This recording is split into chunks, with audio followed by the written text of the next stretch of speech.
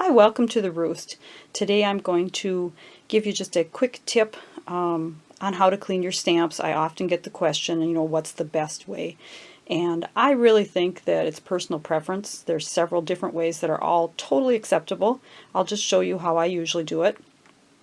One thing you do need to be careful is to use something that is going to not harm your rubber. I like to use the Stampin' Mist, of course, from Stampin' Up, but there are several similar products that other companies make. And if you're using Stays-On ink, you do want to use the Stays-On cleaner because that ink is a little bit harder to get off of your stamps. It's a different formula. So you can either stamp directly on your stamp, or what I like to do is stamp onto my scrubby pad. Now you do want to just take a scrap piece of paper and blot off the excess ink. That'll keep everything a lot cleaner. Just go ahead and gently rub on your wet side.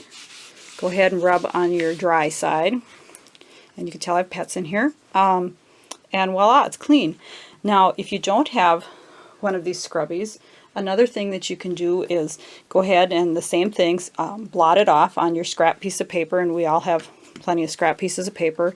And sometimes I do use this if I have lots of over inkage, and just go ahead and wipe it off with a baby wipe, and then just go ahead and scrub it on your dry side, or if you don't again have one of those, just use a paper towel and blot it.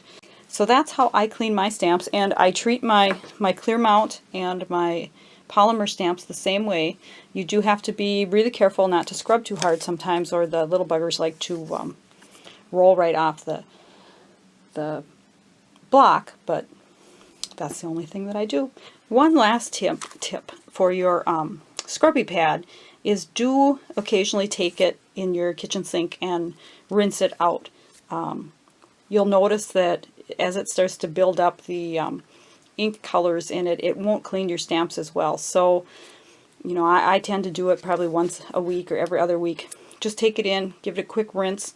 I don't use soap on it. I suppose you could if it was really bad, but just rinse it out and let it sit there on edge to dry. You might want to put a paper towel underneath it so that your counter doesn't get stained. But just another quick little tip.